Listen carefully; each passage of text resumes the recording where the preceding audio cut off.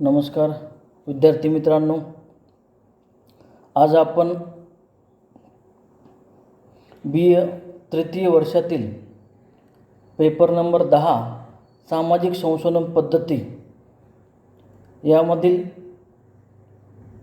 प्रकरण पहिल्यातील तिसरा मुद्दा, त्या मुद्द्याचं नाव आहे सिद्धांत, ज्याला आपण इंग्रजीतून थेरी असं म्हणतो. मित्रांनो, सिद्धांत याविषयी जर आपण विचार केला तर आपल्या मनामध्ये अनेक प्रश्न उत्पन्न होतात, निर्माण होतात. कारण समाजामध्ये वावरत असताना आपल्या अवतीभोवती अनेक बाबी जर तरच्या संबंधांना असू असतात. विविध समस्यांना तोंड द्यावं लागतं आणि या बाबतीत विचार करत असताना आपल्या मनामध्ये अनेक कल्पना, अनेक विचार निर्माण होत असतात.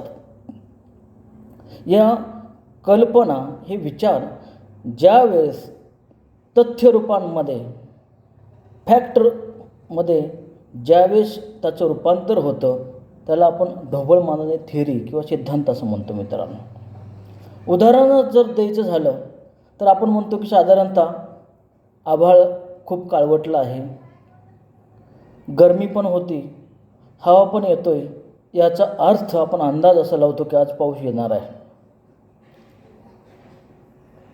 म्हणजे मित्रांनो, या उदाहरणात आपल्या लक्षात येतं की काही अवतीभोवती असणाऱ्या तथ्यांचे आधारे आपण सिद्धांत मांडत असतो. अजून एक दोन उदाहरण आपण घेतले ते आपल्या लक्षात येतं की एखादा मुलगा, विद्यार्थी जर अभ्यास करत असेल तर यावरून आपण असा अंदाज बांधतो की तो परीक्षेमध्ये चांगल्या मार्काने पास होणार आहे. म्हणजे फॅक्टच्या आधारे आपण काय करतो, एक असा सिद्धांत मांडतो की ना, अभ्यास करणे हे चांगल्या मार्काचं हे काय आहे, घोतक आहे असं आपण म्हणतो. त्याचबरोबर एखादा मुलगा बाल गुन्हेगार आहे, यावरून आपण एक असा अंदाज बांधतो की या मुलावर लहानपणी आईवडिलांनी योग्य संस्कार केले नाहीत, त्या मुलाचं सामाजिकरण झालं नाही, असा एक आपण अंदाज बांधतो. हे फॅक्ट आणि समोर असलेला सिद्धांत. म्हणजे एखाद्या मुलाचं सामाजिकरण जर व्यवस्थित झालं नाही, भविष्यामध्ये तो गुन्हेगार होतो, अशा प्रकारचा सिद्धांत आपण मांडू शकतो. म्हणजे विद्यार्थी मित्रांनो, संशोधक हा नियमित नैसर्गिक आणि सामाजिक घटनेचे निरीक्षण करून त्या घटनेच्या आधारावर एक पद्धतशीर, तर्कसंगत विचाराच्या आधारे प्राकृतिक, नॅचरल नियमांचा शोध घेत असतो. जे नैसर्गिकतेवर आधारलेले आहेत अशा नियमांचा शोध हा संशोधक घेत असतो, रिसर्चर घेत असतो.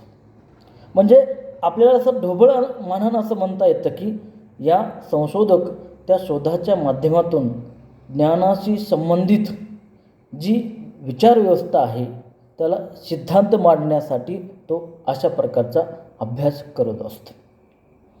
एक कोहेन नावाचा अभ्यासक आहे, तो सिद्धांतासंदर्भात विचार मांडत असताना असा विचार मांडतो की सिद्धांत एक काय आहे, एक कोरा चेक आहे. त्या कोऱ्या चेकचं मूल्य काय आहे, वापरणाऱ्या व्यक्तीच्या वर अवलंबून आहे. पण तो कोरा चेक एखादा व्यक्ती दुसऱ्या व्यक्तीला ज्यावेळेस देतो त्यावेळेस तो त्या व्यक्तीच्या संदर्भातला अनुभव आणि निरीक्षण याला महत्त्व दिलं गेलेलं आहे.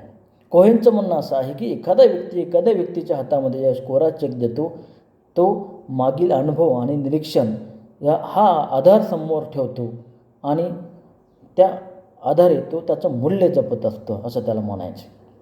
अजून एक अभ्यासक आहे, विचारवंत आहे, समाजशास्त्रज्ञ आहे, गुड व हॅट, हे दोन अभ्यासक असे म्हणतात, सिद्धांत व तथ्य यांच्या सततच्या, नेहमीच्या क्रिया व प्रतिक्रिया यातूनच विज्ञानाचा विकास होत जातो.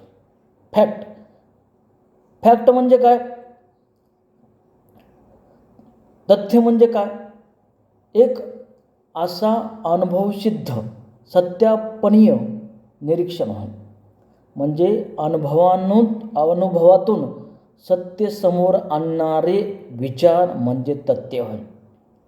आणि या तथ्यातून काय होतं? कोणत्याही विज्ञानाचा विकास होत जातो. म्हणजे जे ॲज इट इज, जे जसे आहेत जशाच तसे. तथ्य काय म्हणतं? तथ्याचा अर्थ आपण इथं समजून घेणं महत्त्वाचं आहे मित्रांनो. हा जर अर्थ समजला, फॅक्ट म्हणजे काय, तरच आपल्याला सिद्धांत समजणार आहे. यामुळं तथ्य म्हणजे काय? फॅक्ट. जसं की आपण म्हणतो सूर्य हा पूर्व दिशेला उगवतो, पश्चिम दिशेला मावळतो. हे काय? फॅक्ट आहे. किती लोकांना कोणालाही जरी विचारलं सूर्याच्या संदर्भातलं हे विधान हे काय आहे?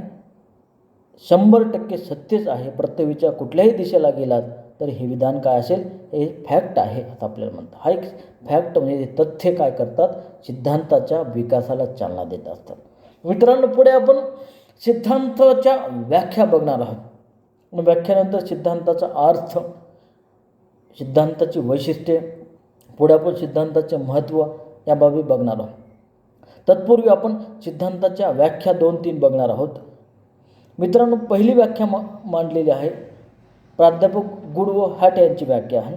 ते म्हणतात, तथ्यामधील अर्थपूर्ण मांडणीतून सिद्धांत व्यक्त होतो. बघा, त्यांचं म्हणणं काय? तथ्याची जी अर्थपूर्ण मांडणी, तथ्ये अर्थपूर्ण असले पाहिजेत, त्यातूनच सिद्धांताची निर्मिती होऊ शकते. कशालाही तथ्य मांडू नये. सत्य कसे असले पाहिजे? आपण व्याख्या बघितली. तथ्य हे सत्य असले पाहिजे, ते निरीक्षण केलेले पाहिजे, बघितलेले पाहिजे, आपल्या स्वतःच्या डोळ्याने बघितलेले पाहिजे, किंवा तथ्य हे आपल्या पंचेंद्रियांना अनुभवातून सिद्ध करता आले पाहिजेत. अशा प्रकारचे तथ्य असावेत. म्हणजे जसं आपण सूर्य हा पूर्व दिशेला उगवला हे डोळ्याने बघतो, आपल्याला त्याचं ऊन जाणवतं. म्हणजे आपले पंचेंद्रिय त्या संदर्भातले अनुभव घेत असतात. अशा प्रकारचे तथ्य हे अर्थपूर्ण असले पाहिजेत. या अर्थपूर्ण तथ्यातून काय होते? सिद्धांताची मांडणी होते. दुसरी एक व्याख्या आपण बघणार आहोत रॉबर्ट मर्टन यांची. अमेरिकन अभ्यासक आहेत, अमेरिकन समाजशास्त्रज्ञ आहेत. ते काय म्हणतात तथ्याच्या संदर्भात? त्यांच्या मते, जेव्हा संकल्पना एका योजनेच्या रूपामध्ये आंतरक्रिया संबंधित असतात, तेव्हा त्या अवस्थेत सिद्धांताचा विकास होण्यास सुरुवात होते. मर्टन काय म्हणतात वरील व्याख्यातून? एक अशी कन्सेप्ट, अशी संकल्पना जी आंतरसंबंधित असते, परस्परावलंबी असते, एकमेकाचा दुसऱ्याशी संबंध असणारे असते, आणि त्यातून, या भावनेतून, या अवस्थेतून सिद्धांताचा विकास होण्यास सुरुवात होते. मित्रांनो, अजून एक व्याख्या आपण बघणार आहोत. ती आहे पीटरमॅन या अभ्यासकांची व्याख्या आहे. त्यांचं म्हणणं असं आहे, तथ्यांना एखाद्या अर्थपूर्ण रीतीने व्यवस्थित मांडणे व त्यात तार्किक संबंध प्रस्थापित करणे, या 2 कृतीमुळे सिद्धांत निर्माण होतो. पीटरमॅन यांनी काय म्हटलं आपल्या व्याख्येमध्ये? बघा, एखाद्या तथ्यांना अर्थपूर्णपणे मांडणे. एक उदाहरण तुम्हाला देतो लक्षात येण्यासाठी. मित्रांनो, 2 सायकल्सवर समोरासमोर येतात, त्यांची धडक होते, ते पडतात, ते दोघेही उठतात, एकमेकाला बोलत नाहीत, तसेच निघून जातात. ही जी क्रिया आहे अर्थपूर्ण क्रिया नाही. ज्यावेळेस ते एकमेकांना बोलतील, संवाद साधतील, ती क्रिया अर्थपूर्ण आहे. पण तथ्य, फॅक्टमध्ये, सामाजिक आंतरक्रियेमध्ये ज्यावेळेस ते लोक संवाद साधतील त्याला तथ्य म्हटलं जातं. असे तथ्य हे अर्थपूर्ण असले पाहिजे, त्याची मांडणी व्यवस्थित केली गेली पाहिजे, त्यांचा संबंध लॉजिकल असला पाहिजे, तार्किक असला पाहिजे. अशी जी कृती आहे ती सिद्धांत निर्माण करण्यामध्ये महत्त्वाची भूमिका बजावू शकते. त्यानंतर मित्रांनो, या व्याख्येच्या नंतर आपण या सिद्धांताच्या व्याख्येच्या नंतर सिद्धांताचा अर्थ बघू. मित्रांनो, आपण जर विचार केला वरील व्याख्यावरून हा सिद्धांत रूपामध्ये जर विचार केला तर संशोधन व निरीक्षणातून प्राप्त झालेल्या बाबी ज्या अनुभवामुळे प्राप्त झालेल्या आहेत अशा गृहीतकर्त्याची व सिद्धांताची पडताळणी होऊन त्यात आवश्यक अशा सुधारणा घडवून आणल्या जातात. अशा सुधारणा घडवून आणलेल्या बाबीस एक व्यापक स्वरूप प्राप्त होतं. अशा व्यापक स्वरूपाला सिद्धांत म्हणतात. म्हणजे यावर सिद्धांताचा अर्थ आपल्याला लक्षात येतो. याच्यामध्ये कोणत्या कोणत्या गोष्टी आहेत?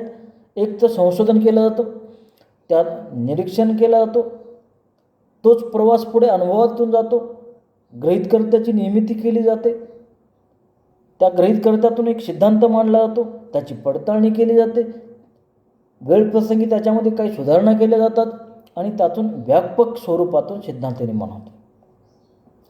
अजून एक बाब आपल्याला सांगता येते की सिद्धांताची रचना ही तथ्यांचे सारांश काढून एक सामान्यीकरण करणे हे असते. तसेच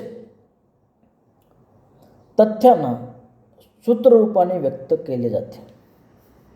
जे फॅक्ट आहेत, अनेक फॅक्ट म्हणजे काय, तथ्य म्हणजे काय, तुम्हाला मी परत एकदा सांगतो की तथ्य हे एक अनुभवसिद्ध सत्यापनीय ज्ञान आहे जे डोळ्यांनी पाहिलेलं आहे. तथ्यामध्ये 3 बाबी महत्त्वाच्या आहेत. एक अनुभव, सत्यता आणि निरीक्षण.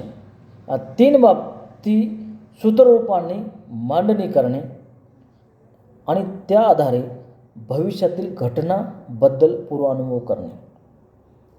यामध्ये एक आपण उदाहरण बघू मित्रांनो. कोविड-19च्या संदर्भात ज्यावेळेस चीनमध्ये सुरुवातीच्या काळामध्ये चायनामधून हा आजार आला, त्या आजाराचं स्वरूप, आजाराची रचना, आजाराच्या संदर्भातली माहिती यावरून जे डॉक्टर्स होते त्यांनी असा अंदाज लावला की हा आजार चायनातून अनेक ठिकाणी जाणार आहे, जगभर पसरणार आहे. म्हणजे सत्य घटना, एक अनुभव आणि निरीक्षण यावरून त्यांनी असा अंदाज मांडला की भविष्यामध्ये हा आजार जगाची एक समस्या बनणार. म्हणजे का, एक सिद्धांत बनला. जे फॅक्ट होतं ते त्यांनी मांडलं आणि आज आपण त्याचा अनुभव घेतो. त्यानंतर मित्रांनो, या सिद्धांताच्या अर्थाच्या नंतर पुढे आपण सिद्धांताची काही वैशिष्ट्ये बघणार आहोत. त्यातलं पहिलं वैशिष्ट्य आहे सिद्धांत हा तथ्याच्या आधारावर निर्माण होतो. फॅक्ट बघा, परत सिद्धांतामध्ये तथ्याचं महत्त्व किती आहे आपल्याला यावरून लक्षात येतं. कारण सिद्धांत निर्मिती ही तथ्यावरच आधारित आहे. कारण तथ्य हे सत्यता समोर आणतात, आपण ते डोळ्याने पाहू शकतो, त्याचबरोबर त्याचा अनुभव घेऊ शकतो. म्हणून सिद्धांत निर्मितीसाठी तथ्य हे अनिवार्यच आहे. दुसरं वैशिष्ट्य आहे सिद्धांत हे एखादी घटना किंवा प्रक्रिया समजून घेण्याचे साधन आहे.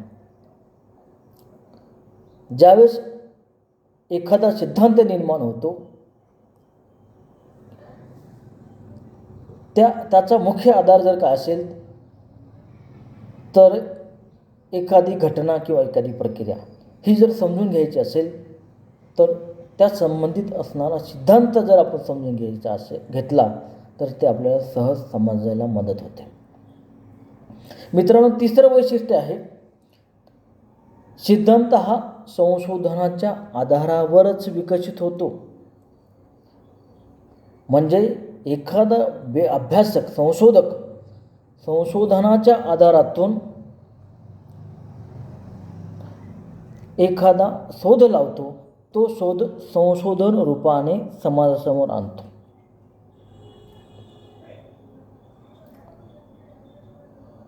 उदाहरणार्थ आपण जर असा विचार केला, आज घडीला सतीप्रथा ही कालबाह्य झालेली आहे. हे आपल्याला तपासायचं, संशोधन करायचं. आपण समाजामध्ये गेलोत, पूर्ण भारतीय समाज जर आपण क्षेत्र जर बघितलं तर सगळीकडे बघितलं, सगळ्या लोकांना विचारलं, प्रश्नावलीच्या आधारे, मुलाखतीच्या आधारे, अनुभवाच्या आधारे, निरीक्षणाच्या आधारे, यावरून आपल्याला काय लक्षात येईल? केलेल्या संशोधनातून असं समोर येईल की संपूर्ण देशामध्ये सतीप्रथा अस्तित्वात होती, पण स्वातंत्र्यानंतर ही प्रथा काही कालावधीपर्यंत अस्तित्वात होती, पण 90च्या दशकानंतर कुठेही सतीप्रथा अस्तित्वात नाही. हे काय तथ्य आहे, वास्तव आहे.